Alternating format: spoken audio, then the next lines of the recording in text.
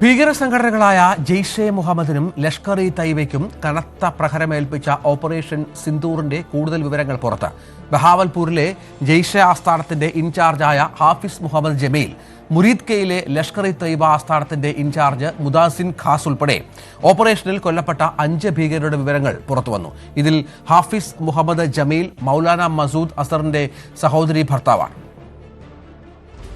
May 7-ന് Pak അധീന കശ്മീരിലെയും പാകിസ്ഥാനിലെയും 9 കേന്ദ്രങ്ങൾ ലക്ഷ്യമാക്കി നടത്തിയ ഓപ്പറേഷൻ സിന്ദൂരിൽ 100-ലധികം ഭീകരർ കൊല്ലപ്പെട്ടുവെന്ന് കേന്ദ്ര സർക്കാർ വ്യക്തമാക്കിയിരുന്നു. ഇന്ത്യയുടെ സൈനിക നീക്കത്തിൽ കൊല്ലപ്പെട്ട 3 ജെയ്ഷെ മുഹമ്മദ് ഭീകരരുടെയും 2 ലഷ്കർ ഭീകരരുടെയും വിവരങ്ങളാണ് പുറത്തുവന്നത്. ഭീകരരുടെ പേരുവിവരങ്ങൾ ഇങ്ങനെ: മുദാസർ ഖാസ്, അബു ജുന്ദാൽ എന്ന പേരിലും ഈ ഭീകരൻ അറിയപ്പെടുന്നു. മുരീദ് കെയിലെ ലഷ്കർ ഇ തൈബയുടെ ആസ്ഥാനത്തിന്റെ ഇൻചാർജായിരുന്നു. പാക് പട്ടാളത്തിന്റെ ബഹുമതിയോടെയായിരുന്നു സംസ്കാരം. സൈനിക മേധാവിക്ക് വേണ്ടിയും പാക് പഞ്ചാബ് മുഖ്യമന്ത്രി മറിയം നവാസിനു വേണ്ടിയും റീത്ത് സമർപ്പിക്കപ്പെട്ടു. സംസ്കാര ചടങ്ങിൽ പങ്കെടുത്തത് പാക് പഞ്ചാബ് ഐജിയും പാക് സൈന്യത്തിലെ ഉദ്യോഗസ്ഥരും. ഹാഫിസ് മുഹമ്മദ് ജമീൽ, മുരീദ് കെയിലെ ജെയ്ഷെ മുഹമ്മദ് ആസ്ഥാനമായ മർക്കസ് സുബാനയുടെ മുഖ്യ ചുമതലക്കാരൻ. ഇന്ത്യ തിരയുന്ന ഭീകരൻ മസൂദ് അസറിന്റെ മൂത്ത സഹോദരിയുടെ ഭർത്താവ്, ജെയ്ഷിന്റെ ഫണ്ട് റൈസർ. മുഹമ്മദ് യൂസഫ് അസർ, മൗലാന മസൂദ് അസറിന്റെ മറ്റൊരു സഹോദരി ഭർത്താവ്. ജെയ്ഷിന്റെ ആയുധ പരിശീലനത്തിന് നേതൃത്വം നൽകിയിരുന്നത് യൂസഫ് അസർ ആയിരുന്നു. ഖാലിദ് അഥവാ അബു ആകാശ, ലഷ്കർ ഭീകരൻ, ജമ്മു കശ്മീരിലെ നിരവധി ഭീകരാക്രമണങ്ങളുടെ മുഖ്യ ആസൂത്രകൻ. കാണ്ഡഹാർ വിമാനാഞ്ചലിലും പങ്ക്. ഫൈസലാബാദിൽ നടന്ന സംസ്കാര ചടങ്ങിൽ പാക് സൈനിക ഉദ്യോഗസ്ഥർ പങ്കെടുത്തു. മുഹമ്മദ് ഹസൻ ഖാൻ, ജെയ്ഷെ മുഹമ്മദ് ഓപ്പറേഷണൽ കമാൻഡർ മുഫ്തി അസർ ഖാനിന്റെ മകൻ. കശ്മീരിൽ നടന്ന ഭീകരാക്രമണങ്ങളിൽ ഇയാൾക്ക് പങ്കുണ്ട്. ഓപ്പറേഷൻ സിന്ദൂരിൽ മസൂദ് അസറിന്റെ സഹോദരനും കാണ്ഡഹാർ വിമാനാഞ്ചലിന്റെ മുഖ്യ ആസൂത്രകനുമായ അബ്ദുൾ റൌഫ് അസർ കൊല്ലപ്പെട്ട വിവരം നേരത്തെ പുറത്തു വന്നിരുന്നു. National desk, news 18. പാകിസ്ഥാൻ ദേശീയതയിലെ വിള്ളൽ കഴിഞ്ഞ ദിവസങ്ങളിൽ എല്ലാ മറയും നീക്കി പുറത്തു വന്നത് ഇന്ത്യ ആക്രമിക്കാൻ തയ്യാറെടുത്ത പാകിസ്ഥാന് സ്വന്തം ജനതയിൽ നിന്ന് തന്നെ രൂക്ഷമായ ആക്രമണം നേരിടേണ്ടി വന്നു. അടിച്ചമർത്തലുകൾക്കെതിരെ പാകിസ്ഥാനിലെ പല കോണുകളിലും പ്രതിഷേധം ഉയർന്നു.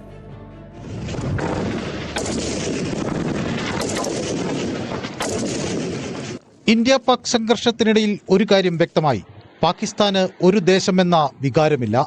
പാകിസ്ഥാൻ വീഴുന്നു എന്ന് കണ്ട മാത്രയിൽ ബലൂചിസ്ഥാൻ സ്വാതന്ത്ര്യം പ്രഖ്യാപിച്ചു.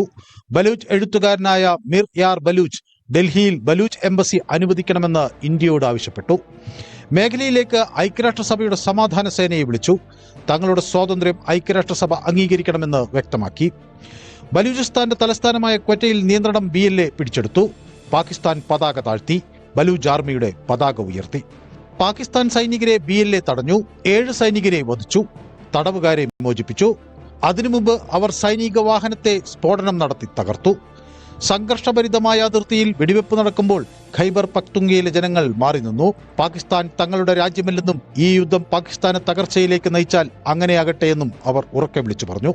പതിറ്റാണ്ടുകളായുള്ള ചൂഷണവും അടിച്ചമർത്തലും പുറത്തുവന്നു. സ്വതന്ത്രരാകാനുള്ള അവസരമാണിതെന്ന് അവർ തീരുമാനിച്ചു. ദക്ഷിണ വസീർസ്ഥാനിൽ പാകിസ്ഥാൻ സൈന്യം ആക്രമണത്തിനു വിധേയമായി. തെഹരിക്ക് താലിബാൻ പാകിസ്ഥാൻ എന്ന സംഘടന ആക്രമണത്തിന്റെ ഉത്തരവാദിത്വം ഏറ്റെടുത്തു. ഭൂമിയും ധാതുക്കളും കൈവശപ്പെടുത്തുന്നതിനെ ചൊല്ലി ഗിൽജിത് ബാൾട്ടിസ്ഥാനിൽ വ്യാപകമായ പ്രതിഷേധങ്ങൾ പൊട്ടിപ്പുറപ്പെട്ടു. പാകിസ്ഥാന്റെ ആഭ്യന്തര പ്രതിസന്ധി രൂക്ഷമായി. പാകിസ്ഥാൻ അധിനിവേശ ഗിൽജിത് ബാൾട്ടിസ്ഥാനിലെ ഷിഗർ ജില്ലയിൽ സൈന്യത്തിനും സർക്കാരിനുമെതിരെ രോഷാകുലരായ നാട്ടുകാർ തെരുവിലിറങ്ങി. പാകിസ്ഥാൻ മുൻ പ്രധാനമന്ത്രി ഇമ്രാൻഖാനെ ജയിലിൽ നിന്ന് മോചിപ്പിക്കണമെന്ന ആവശ്യമുയർന്നു. ഇമ്രാൻഖാന്റെ മോചനത്തിനായി പാകിസ്ഥാൻ തെഹരീക്ക് ഇൻസാഫ് പാർട്ടിയുടെ പ്രവർത്തകർ രംഗത്തെത്തി. News desk, news 18. അതാണ് സാഹചര്യം. ഏതായാലും ആഭ്യന്തര സംഘർഷങ്ങളിൽ കൂടി പെട്ടുഴലുന്ന പാകിസ്ഥാന് വലിയ തിരിച്ചടിയായിരുന്നു ഇന്ത്യയുടെ പ്രത്യാക്രമണങ്ങൾ. അതോടുകൂടി അവർക്കൊരു കാര്യം മനസ്സിലായി: ആവനാഴിയിലെ അവസാനത്തെ ആയുധം പ്രയോഗിച്ചാൽ പോലും ഇന്ത്യക്കെതിരെ പിടിച്ചു നിൽക്കാൻ ആവില്ല. കാരണം അത്രത്തോളം വലിയ പ്രതിസന്ധിയുണ്ട്. ചൈനയുടെ ആയുധങ്ങളുമായി ബന്ധപ്പെട്ട സംശയങ്ങൾ പോലും, ചൈന അവർക്ക് നൽകിയ ആയുധങ്ങളുമായി ബന്ധപ്പെട്ട സംശയങ്ങൾ പോലും ഉയരുന്ന പശ്ചാത്തലമുണ്ട്. പല ആയുധങ്ങളും ഫലപ്രദമായി അവർക്ക് ഉപയോഗിക്കാൻ പറ്റിയില്ല. അല്ലെങ്കിൽ വിദഗ്ധരല്ലാത്ത ആളുകളെ കൊണ്ടുള്ള ഉപയോഗമൊക്കെ ഇന്ത്യക്ക് മിസൈൽ അല്ലെങ്കിൽ മറ്റായുധങ്ങളൊക്കെ തൊടുത്തുവിടുന്ന സ്ഥലത്ത് തന്നെ അതിനെ തകർക്കാനുള്ള പശ്ചാത്തലമൊരുക്കുകയുണ്ടായി. അവർ പ്രതീക്ഷിച്ച തരത്തിലുള്ള യാതൊരു നാശനഷ്ടവും ഇന്ത്യയിൽ സൃഷ്ടിക്കാൻ സാധിച്ചില്ല എന്നുള്ളതും ഏറെ നിർണായകമാണ്. സജിത്ത് നേരത്തെ പറഞ്ഞതുപോലെ പാകിസ്ഥാനിലെ ആഭ്യന്തര സംഘർഷങ്ങൾ വളരെ പ്രധാനപ്പെട്ട ഒന്നാണ്. ബലൂച്ച് ആർമിയുടെ ആക്രമണം ഇതിനിടയിൽ പാകിസ്ഥാനിൽ ഉണ്ടായത് നമ്മൾ കണ്ടതാണ്. അവർ 8ഓളം പാകിസ്ഥാൻ മിലിറ്ററി ഉദ്യോഗസ്ഥരെ കൊലപ്പെടുത്തുന്ന പശ്ചാത്തലമൊക്കെ ഉണ്ടായി. അങ്ങനെ ഈ പുറത്തുണ്ട ഇന്ത്യയുടെ ആക്രമണത്തിനപ്പുറം അതിൻ്റെ ഉള്ളിലെ ആന്തരികമായി ഉണ്ടായ സംഘർഷങ്ങളും പ്രശ്നങ്ങളുമൊക്കെ ഒരു വലിയ പരിധിവരെ അങ്ങോട്ട് ചെന്ന് സമാധാനം വേണം, വെടിനിർത്തൽ വേണമെന്ന് ആവശ്യപ്പെടാൻ പാകിസ്ഥാനെ പ്രേരിപ്പിച്ചുണ്ടാകാം. തീർച്ചയായിട്ടുമുണ്ട് എന്ന് മാത്രമല്ല, അത് ഇപ്പോഴത്തെ വെടിനിർത്തൽ കരാറിന് പിന്നാലെ പുതിയ ആഭ്യന്തര സംഘർഷത്തിലേക്ക് പാകിസ്ഥാൻ കടക്കുന്നു എന്ന സംശയം കൂടിയുണ്ട്. നമുക്കറിയാം, മുൻ പ്രധാനമന്ത്രി ഇമ്രാൻഖാൻ അവിടെ ജയിലിലാണ്. സൈന്യത്തിനെതിരെ സംസാരിച്ചതിൻ്റെ പേരിൽ ജയിലിൽ കിടക്കേണ്ടി വരുന്നയാളാണ് ഇമ്രാൻഖാൻ. ഇമ്രാൻഖാനിന് വീണ്ടും മുനീറിനെതിരെ നിലപാടെടുക്കുമ്പോൾ, അദ്ദേഹത്തിന് മേൽ, അതായത് അവിടുത്തെ പട്ടാള മേധാവിക്കെതിരെ നിലപാടെടുക്കുമ്പോൾ ഇമ്രാൻഖാൻ്റെ ജീവന് തന്നെ ഭീഷണി എന്ന തരത്തിലേക്കാണ് പാകിസ്ഥാനിൽ നിന്നും വാർത്തകൾ വരുന്നത്. പുതിയ ആഭ്യന്തര പ്രതിസന്ധിയിലേക്ക് പാകിസ്ഥാൻ കടക്കുകയാണോ എന്ന സൂചന കൂടി ഇതുമായി ബന്ധപ്പെട്ട് ഉണ്ടാവുന്നുണ്ട് എന്നതാണ് സാഹചര്യം. മാത്രമല്ല, നമുക്കറിയാം പാകിസ്ഥാൻ്റെ നിലനിൽപ്പ്, ലോകത്തെ അപൂർവം രാജ്യങ്ങൾ മാത്രമാണ് പാകിസ്ഥാന് ഒരു നയതന്ത്ര തരത്തിൽ ഒരു സൗഹൃദം സ്ഥാപിക്കാൻ കഴിഞ്ഞിട്ടുള്ളത്. അതിലൊന്ന് ചൈനയാണ്, മറ്റൊന്ന് തുർക്കി പോലെയുള്ള രാജ്യങ്ങളാണ്. അറേബ്യൻ രാജ്യങ്ങൾ, പൊതുവിൽ അറബ് രാജ്യങ്ങൾ പാകിസ്ഥാൻ അനുകൂല നിലപാടുകൾ സ്വീകരിച്ചിരുന്നു ചിലരെങ്കിലും. പക്ഷേ അവിടെ നയതന്ത്രപരമായ വലിയ ബന്ധം സ്ഥാപിച്ച് ഇന്ത്യ അതിനെ മറികടന്നു എന്നതാണ് പ്രധാനപ്പെട്ട കാര്യം. ഒരുപക്ഷെ കഴിഞ്ഞ കുറേ കാലയളവിൽ ഇന്ത്യൻ പ്രധാനമന്ത്രി അടക്കമുള്ളവർ ഗൾഫ് രാജ്യങ്ങളിലേക്ക് നടത്തുന്ന നയതന്ത്ര നീക്കങ്ങൾ അത് വലിയ വിധത്തിൽ ഒരുപക്ഷെ ഈ ഓപ്പറേഷൻ സിന്ദൂറിൽ ഇന്ത്യക്ക് ഗുണപ്പെട്ടിട്ടുണ്ട്. കാരണം സൗദി അടക്കമുള്ള പ്രധാനപ്പെട്ട രാജ്യങ്ങൾ ഇന്ത്യയുമായി അത്ര വലിയ അടുപ്പമൊന്നും നയതന്ത്ര തലത്തിൽ സൂക്ഷിക്കാതിരുന്ന രാജ്യങ്ങൾ ഇപ്പോൾ ഈ വിഷയത്തിൽ പാകിസ്ഥാന് മേൽ വലിയ സമ്മർദ്ദമുയർത്തുന്ന സാഹചര്യം ഉണ്ടായിട്ടുണ്ട്. അത് സ്വാഭാവികമായും ഇന്ത്യക്കുണ്ടായ ഒരു മേൽക്കൈയാണ്. അങ്ങനെ പാകിസ്ഥാൻ ഒരു രാജ്യമെന്ന നിലയിൽ അവർക്ക് നഷ്ടപ്പെടുന്ന സാഹചര്യം ഈ ഓപ്പറേഷൻ സിന്ദൂരുമായി ബന്ധപ്പെട്ട് നിരവധി നഷ്ടങ്ങൾ അങ്ങനെ ഉണ്ടാക്കുന്നു. അവരുടെ വ്യാപാര ബന്ധങ്ങളിൽ, സാമ്പത്തിക ഇടപാടുകളിലടക്കം വലിയ നഷ്ടമുണ്ടാക്കുന്ന സാഹചര്യം ഉണ്ടാകുന്നു.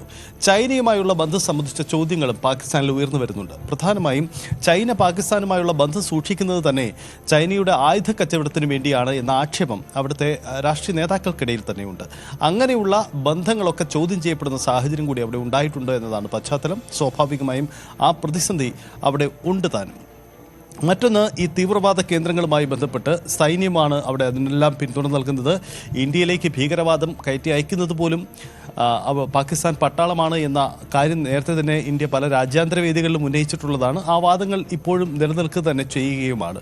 അങ്ങനെ അസ്ഥിരതയുടെ അങ്ങേയറ്റം നിലനിൽക്കുന്ന ഒരു രാജ്യമാണ്. ഇതിനിടയിലാണ് അവർ നേരിടുന്ന വലിയൊരു പ്രതിസന്ധി ബലൂജ് വിഘടനവാദികളിൽ നിന്നും ഉണ്ടാകുന്നത്. ബലൂജ് ലിബറേഷൻ ആർമി നടത്തുന്ന നീക്കങ്ങൾ നമ്മൾ കഴിഞ്ഞ ദിവസങ്ങളിൽ കണ്ടതാണ്. അതായത് ഓപ്പറേഷൻ സിന്ദൂർ, പാകിസ്ഥാനും ഇന്ത്യയും തമ്മിലുള്ള സംഘർഷം നിലനിൽക്കുന്നതിനിടയിൽ തന്നെ ബലൂജ് ലിബറേഷൻ ആർമി മറ്റൊരു ബദൽ നീക്കം അവിടെ നടത്തുകയാണ്.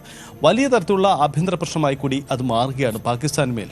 അങ്ങനെ നിരവധി സങ്കീർണ സാഹചര്യങ്ങൾ നിലനിൽക്കുന്നതിനാൽ തന്നെയാണ് പാകിസ്ഥാന് മേൽ ഇത്തരം സമ്മർദ്ദ സാഹചര്യങ്ങൾ ഉണ്ടാവുന്നത്. അതുകൊണ്ട് ഒരു വെടിനിർത്തൽ അല്ലാതെ മറ്റൊരു മാർഗം പാകിസ്ഥാന് മുന്നിൽ ഇല്ലായിരുന്നു. പാകിസ്ഥാൻ്റെ തീർച്ചയായുമുള്ള പിന്നോട്ട് പോക്കാണത്. മാത്രമല്ല, ഇന്ത്യയുടെ സൈനിക നീക്കം വലിയ തരത്തിലുള്ള നഷ്ടം പാകിസ്ഥാൻ്റെ സൈനിക ശക്തിയിലും ഉണ്ടാക്കിയിട്ടുണ്ട്. എയർ ബേസുകളിലൊക്കെ വലിയ തരത്തിലുള്ള നഷ്ടമുണ്ടാക്കാൻ കഴിഞ്ഞിട്ടുണ്ട്. അത് പാകിസ്ഥാൻ സമ്മതിച്ചു തരുന്നില്ലെങ്കിൽ കൂടിയും അന്താരാഷ്ട്ര മാധ്യമങ്ങളും അത് ശരിവെക്കുകയും ചെയ്യുന്നുണ്ട്. ശരി, തിരിച്ചു വരാം.